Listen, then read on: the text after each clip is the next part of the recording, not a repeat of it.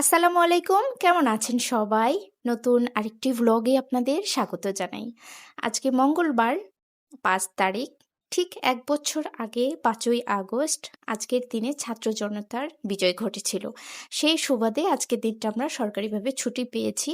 ছুটির দিন অনেক কাজকর্ম থাকে, অনেক কাজকর্ম গোছায় নিতে হয়, যে সেই সুবাদে যেহেতু আমরা ছুটিটা পেয়েছি, এই ছুটিতে অনেক কিছু কাজ করে নেব, তাই আগে রান্নাবাড়িটা শেষ করি। রান্না করার জন্য এখানে বসে পড়েছি কাটাকাটির জন্য। ওই পাশে পেঁচানো দেখতে পাচ্ছেন? শাপলা ফুল সহই নিয়েছি। এত সুন্দর লেগেছিল ফুলগুলা, জানেন তো? আর এপাশে পুঁইশাক নিয়েছি, কিছুটা কচু কিনে নিয়েছি। পুঁইশাক আর কচু দিয়ে রান্না করব। আজকে আর শাপলাটা রান্না করব না, ও শাপলা ফুলের বড়া বানাবো, জানেন তো? তা অবশ্যই আপনাদের সাথে শেয়ার করব। আমি আজকে ফার্স্ট শাপলা ফুলের বড়া বানাবো। ফুল সহ শাপলাটা সুন্দর মতো দেখে সেই সুবাদেই কেনা, যেহেতু আমি বাজারে গিয়েছিলাম। আরও অনেক শাপলা ছিল, একটু পিঙ্ক কালারের শাপলাও একটু পাওয়া যায়, সে ফুলগুলো না ভালো ছিল না, তাই এই ফুলগুলো দেখেই আমি কিনেছি।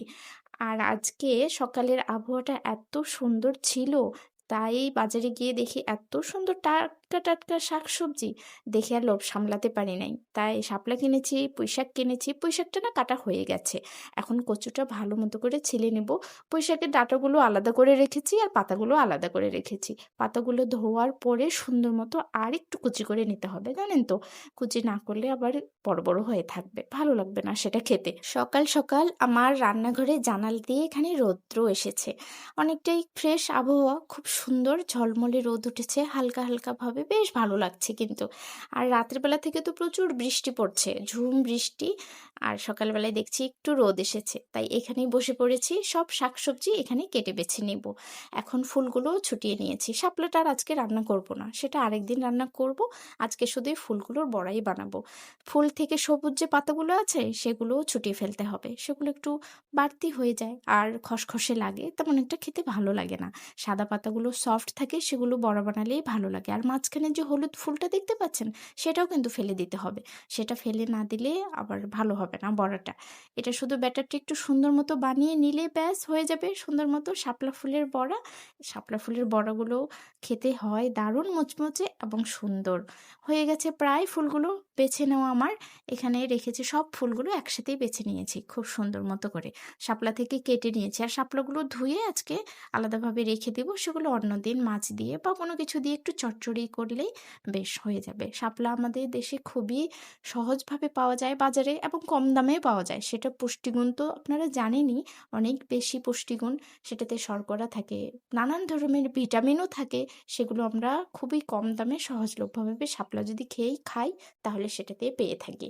তো চলুন, এখানে ফুলগুলো এখন সুন্দর মতো করে ধুয়ে পানিটা ঝরিয়ে নেব। পানি থাকলে কিন্তু ব্যাটারে পানি পানি হয়ে যাবে, আর ভালো হবে না। আর এপাশে কচু আর পুঁইশাকের ডাঁটাগুলোও সুন্দর মতো করে ধুয়ে নেব। পানি রাখা যাবে না, জানেন তো? কচুগুলো এবং পুঁইশাক দুটোই তো একটু পিছলা পিছলা ভাব হয়, সেই জন্য ধুয়ে সুন্দর মতো করে পানি ঝরিয়ে নিতে হবে। এখানে খুব কচলে কচলে ধুয়ে নিচ্ছি শাক, পুঁইশাকের ডাঁটা এবং কচু সহ। দাঁড়ান, শাকগুলো সুন্দর মতো করে ধুয়ে নিই।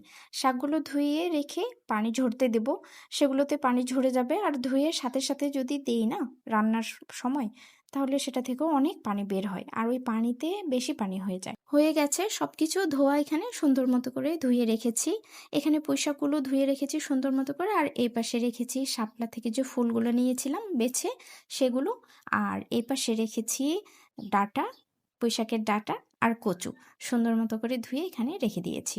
এখন এখানে পানি ঝরতে থাক সুন্দর মতো, আর এই পাশে চলুন রান্নাটা বসিয়ে দিই। কড়াইতে তেল গরম করে পেঁয়াজ দিয়ে দিয়েছি, সাথে কয়েকটা কাঁচামরিচ ফালিও দিয়ে দিয়েছি। সবগুলো সুন্দর মতো ভাজা হয়ে যাবে। হয়ে গেছে ভাজা এখানে অনেকটাই। আদা রসুন একটু বাটা দিয়ে দিলাম, আদা রসুন দিলে ফ্লেভারটা ভালো লাগবে আর খেতেও মজা লাগবে, তাই এটা দিয়ে সুন্দর মতো এখন কষিয়ে নেব। অল্প একটু পানি দিয়ে তারপরে গুঁড়ো মশলাগুলো দেব। পানি দিয়ে দিয়েছি, কালারটা কি সুন্দর হয়েছে দেখেন, আর গন্ধটাও খুব সুন্দর বের হয়েছে। গুঁড়ো মশলা দিয়ে দিলাম এখানে। গুঁড়ো মশলাগুলো দেওয়ার পরে কিছুক্ষণ কষাতে হবে, কিছুক্ষণ কষিয়ে নিয়ে এখন এখানে প্রথমে কচুগুলো দিয়ে দিব। আগে কচু আর পুঁইশাকের ডাঁটাগুলো, কারণ কচু সিদ্ধ হতে অল্প একটু সময় লাগবে, শাকটা তো সিদ্ধ হতে একটু সময় লাগবে না, আর ডাঁটাগুলোও অল্প একটু সময় লাগবে। তাই আগে এগুলো দিয়ে ভালো মতো করে নেড়ে চেড়ে অল্প একটু সিদ্ধ হয়ে যাবে, তার সাথে সাথে একটু কষিয়েও নেব, তারপরে শাকগুলো দিয়ে দেব। দিয়ে দিয়েছি এখানে সব। এখন নেড়ে চেড়ে ঢাকা দিয়ে দেব। এই রান্না তো আপনারা সবাই জানেনই, খুবই সহজভাবেই হয়ে যায়। বাসায় যে মশলাগুলো থাকে সেগুলো দিয়ে হয়ে যায়। অল্প একটু পেঁয়াজ, আদা রসুন বাটা, গুঁড়ো মশলা সেগুলো দিয়ে রান্না সুন্দর মতো হয়ে যায়। এটার আহামরি কিছু না, কিন্তু রান্না করার সময় অল্প একটু খেয়াল রাখতে হবে যেন কড়াইতে তরকারিটা লেগে না যায়। ওই যখন কষাবো আর কি, তখন তরকারিতে যদি লেগে যায় সেটা একটু পোড়া পোড়া গন্ধ আসে। আর কচুতে সেই পোড়া গন্ধটা একদমই ভালো লাগে না, খেতে প্রচণ্ড বাজে লাগে। এইটুকুই একটু খেয়াল রাখতে হবে। এখন অল্প একটু ঢেকে দেব, ওই 2-3 মিনিট মতো। একটু নরম হয়ে আসবে, মজে আসবে সব কিছু আর কি। দেখেন কি সুন্দর মজে এসেছে। এখন অল্প একটু পানি দিয়ে হালকা করে আরও নেড়ে চেড়ে আরেকটু কষিয়ে তারপরে আবার ঢেকে দেব এবং সিদ্ধ হওয়ার জন্য অল্প একটু পানি দিয়ে দেব। এখানে সুন্দর মতো করে নেড়ে চেড়ে, লাগতে দিচ্ছি না কিন্তু, বারবারই খুলে দেখছি ঢাকনাটা আমি, কি লেগে গেছে নাকি ভয় পাচ্ছি। দাঁড়ান, কিছুটা থালা বাসনও জমে আছে, সেগুলো একটু ধুয়ে নিই আগে। আসলে রান্না করতে গেলে জানেন তো এত থালা বাসন জমে যায়, সেগুলো যদি সাথেরটা সাথে না ধুয়ে ফেলি তাহলে শেষে যায় দেখবেন একবারে পুরো সিঙ্ক আপনার থালা বাসনে ভরে গেছে, আর সেগুলো ধুতে বিরক্ত লেগে যায়। রান্না করব একটা দুটো, থালা বাসন হয়ে যাবে হাজারটা। সেটার জন্যই সাথে সাথে কাজটা যদি সাথে আমরা করে ফেলি, তো পরিষ্কারও থাকে রান্নাঘর, মনটাও ভালো থাকে এবং রান্না করতে বেশ ভালোও লাগে। এখানে সুন্দর মতো থালা বাসনগুলো এখন ধুয়ে রেখে দিচ্ছি, যে কয়েকটা মাখামাখি হয়েছে আর কি, হালকা পাতলা, সেগুলো। আমার একটু সবকিছু পরিষ্কার পরিচ্ছন্ন গুছিয়ে রান্না করতে বেশ ভালো লাগে। আমি গুছিয়ে রান্না করতে পছন্দ করি এবং রান্নাঘর সুন্দর মতো পরিষ্কার করে গুছিয়ে রাখতেও খুব পছন্দ করি। এজন্য যেটা যখন প্রয়োজন হয় সেটা বের করি। সেটা যদি আবার মেখে যায়, সেটা দরকার শেষ হয়ে যায়, সেটা আবার সুন্দর মতো করে ধুয়ে রেখে দিই। তাহলে গ্যাঞ্জামও লাগে না, পুরো রান্নাঘরটা ভরা ভরাও লাগে না, আবার রান্না করতে বেশ ভালো লাগে। তরকারিটা তো হয়ে এসেছে, শাকগুলো তো কেটে নিইনি। শাকগুলোর পানিটা খুব সুন্দর মতো ঝরে গেছে কিন্তু, একদম শুকনো শুকনো হয়ে গেছে। এখন সুন্দর মতো করে কুচি করে কেটে তারপরে তরকারিতে দিয়ে দেব। এখন কেটে না রাখলে দেখছি শাকগুলো কাটা হয় নাই, আবার ওইদিকে তরকারিটা কিছুটা হয়েও এসেছে। এখন সুন্দর মতো করে এটা কেটে নেবো। বেশি কুচি করব না, ওই আধো আধো করবো আর কি। একসাথে ধরে সব একসাথে কেটে নেব। দেখেছেন শাকগুলো কি তরতাজা লাগছে, কতটা সবুজ কালার। আজকে সকালে বাজারে যেয়ে দেখি এত সুন্দর শাকসবজি উঠেছিল, জানেন তো মনে হচ্ছে সব কিনে নিয়ে আসি। আপনি বর্ষাকালে বা বৃষ্টির দিনে বাজারে যাবেন, বাজারে প্রত্যেকটা জিনিস দেখবেন কতটা ফ্রেশ, কতটা সুন্দর গুছিয়ে গুছিয়ে রাখে ওনারা। মাছ কিনতে ভালো লাগে, শাকসবজি কিনতেও প্রচুর ভালো লাগে। সব কিছুই মনে হয় তরতাজা, এই নিয়ে এসেছে, তবে মাত্র জমি থেকে উঠিয়ে নিয়ে আসে, এরকম লাগে দেখে। তরকারিটা অনেকটাই হয়ে গেছে, আর একটু কষিয়ে নিচ্ছি এখানে। তবে এই সময়টায় জানেন তো তরকারি বা মাছ বা ডিম বলেন, প্রচুর দাম বেড়ে যায় বর্ষাকালে। সব ফসল তো অনেকটাই নষ্ট হয়ে যাওয়ার পথে থাকে, পানি জমে যায় জমি বাড়িতে, এই জন্যই দামটাও বেড়ে যায়। আজকে দামটাও প্রচুর ছিল বাজারে, প্রত্যেকটা জিনিসে প্রায় 10 টাকা, 15 টাকা বা 20 টাকা করে বেশি বেশি। অল্প একটু পানি দিয়ে দিলাম এখানে। দাঁড়ান, পানিটা দিয়ে হালকা একটু আরেকটু নেড়ে চেড়ে নেব, তারপরে শাকগুলো দিয়ে দেব। যাক, কষানো হয়ে গেছে এখানে তরকারিটা সুন্দর মতো, এবং কচুর মুখিগুলা এত সুন্দর সিদ্ধ হয়েছে, আর কি সুন্দর যে একটা গন্ধ বেরিয়েছে জানেন তো, গন্ধে ঘরটা মো মো করছে। তো এখানে যেটুকু ঝোলের পানি দিয়েছি সেটা দিয়ে হয়ে যাবে, আর হয়তো লাগবে না। শাকটা এখন দিয়ে দেব। শাক থেকেও তো একটু পানি বের হবে, তাই না? শাক থেকে যেটুকু পানি বের হবে সেটুকু দিয়ে ঝোল টোল হয়ে যাবে। সম্পূর্ণ শাকটা দিয়ে দিয়েছি। আর একটু চেষ্টা করব না ঢেকে রান্না করার জন্য। ঢেকে রান্না করলে কি হয় জানেন তো, একটু শাকের কালারটা না নষ্ট হয়ে যায়।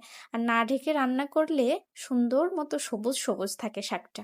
সবুজ থাকলে দেখতেও বেশ ভালো লাগে কিন্তু। আমার তো খুব ভালো লাগে সবুজ। আমি যখন এই পুঁই শাকের ভাজি রান্না করি বা একটু পাতলা করে ঝোল রান্না করি, অল্প একটু করে ঝোল দিয়ে গায়ে গায়ে আর কি, পাতলা না ঠিক, গায়ে গায়ে, তখনও আমি একটু চেষ্টা করি সবুজ সবুজ রাখার। মাছ দিয়ে রান্না করলেও চেষ্টা করি একটু যেন সবুজ থাকে শাকটা, দেখতে ভারী সুন্দর লাগে কিন্তু। শাকটা দিয়ে সুন্দর মতো নেড়ে চেড়ে নাড়াচাড়া করতে করতে এই শাকটা অল্প হয়ে আসবে, আরো অল্প হয়ে যাবে, হয়েই এসেছে, একদম মজে গেছে শাকটা, দেখেছেন? আর একটু অল্প হয়ে যাবে। আর পুঁই শাক তো সিদ্ধ হতে বেশিক্ষণ সময় লাগেও না, এ তো আপনারা জানেনই। অল্প একটু নাড়াচাড়া করলে, অল্প একটু ভাপে দিলেই পুঁই শাক সুন্দর মতো সিদ্ধ হয়ে যায়। তার ডাঁটাগুলো সিদ্ধ হতে একটু সময় লাগলেও সে ডাঁটাটা তো আমি আগেই দিয়ে দিচ্ছি কচুরমুখির সাথে, সেটাও সুন্দর মতো সেদ্ধ হয়ে গেছে। এখন অল্প একটু, ওই 1 থেকে 2 মিনিটের মতো একটু ঢেকে দেব। হালকা একটু ঢেকে দিয়ে তারপরে আরেকটু মজে যাবে। রান্নাটা প্রায় হয়েই এসেছে, অল্প একটু বাকি আছে আর।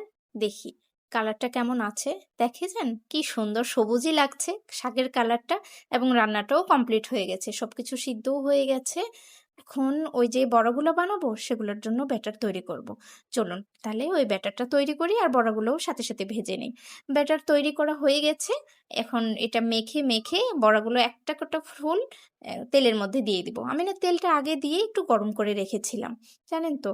অনেকেই দেখেছি আমি, এই যে ফুলগুলো দেখছেন না, ফুলের পাপড়িগুলো, এগুলো সুন্দর মতো করে কুচি কুচি করে কেটে একটু পেঁয়াজ, একটু কাঁচামরিচ, একটু ধনিয়া গুঁড়া, একটু হচ্ছে লঙ্কা গুঁড়া, আর একটু হলুদ গুঁড়া, অল্প একটু যদি ধনিয়া পাতা থাকে সেটা একটু কুচি করে দিয়ে সুন্দর মতো করে, যেমন বড়া ভাজি আমরা ডালের বড়াটা বেটে বেটে, সেরকম অল্প একটু বেসন দিয়ে অল্প একটু আটা দিয়ে মেখে সুন্দর মতো করে তারপরেও ভাজা যায়। অনেকে আমি দেখি যে ওভাবেও খায়, আমিও ওভাবে খেয়েছি অনেকবারই, কিন্তু এবার মনে হলো যে গোটা গোটা ফুলই ভাজি। ওভাবে তো খাওয়া হয়েছে, তাহলে এবার নতুনত্ব করে একটু ভাজি। আমি ব্যাটারের মধ্যে তেমন কিছু না, ওই হলুদ গুঁড়া, একটু মরিচ গুঁড়া, অল্প একটু গোটা জিরা আর হচ্ছে বেসন দিয়ে সুন্দর মতো করে লবণ দিয়ে ফেটে নিয়েছিলাম সুন্দর মতো করে। যখন ব্যাটারটা ঘুলবো তখন একটু খেয়াল রাখলেই হবে যে ব্যাটারটা একটু পাতলা যেন বেশি না হয়ে যায়, একটু ঘনত্বটাও যেন বেশি না থাকে, আর বেসনটা যদি একটু দোলা দোলা না থাকে সেদিকে একটু খেয়াল রাখলেই ব্যাস হয়ে যায়। আর সুন্দর মতো করে ব্যাটারে ফুলগুলো চুবিয়ে চুবিয়ে তেলের মধ্যে দিতে হয়। একটা ব্যাচ ভাজা হয়ে গেছে, কি সুন্দর ভাজা হয়ে গেছে দেখেছেন। তেলটাও তেমন বেশি লাগে না, কিন্তু অল্প একটু তেলেও ভাজা হয়ে যাচ্ছে, বেশ ভালো কিন্তু। আর গন্ধটা খুব সুন্দর বেরিয়েছে। একটু দিয়ে দিছিলাম জিরা, তো এখন দ্বিতীয় ব্যাচটা ভাজার জন্য দিব। দ্বিতীয় ব্যাচটা ভাজা হয়ে গেলেই হয়ে যাবে, আর তেমন কিছু লাগবে না। আর অল্প একটু তেল দিয়েছি, তেলটা আবার একটু গরম করে এই দ্বিতীয় ব্যাচটা দিয়ে দিচ্ছি। এটা ভাজা হলেই শেষ হয়ে যাবে। তাহলে চলেন আজকের ভিডিওটা এখানেই শেষ করছি। আজকের ভিডিওটা কেমন লাগলো তা অবশ্যই কমেন্টে জানাবেন। আর যদি ভালো লাগে তাহলে একটা লাইক করে দেবেন, আর অবশ্যই চ্যানেলটা সাবস্ক্রাইব করে বেল আইকনটা দাবিয়ে রাখবেন, যেন আমার অ্যাক্টিভিটি এবং আমার যে ব্লগগুলো সেগুলো আপনারা সবার আগে নোটিফিকেশন পেয়ে যান। তাহলে চলেন, ততক্ষণ পর্যন্ত সবাই ভালো থাকবেন, সুস্থ থাকবেন এবং সাবধানে থাকবেন। দেখা হবে খুব শীঘ্রই নতুন অন্য কোনো ভিডিওতে।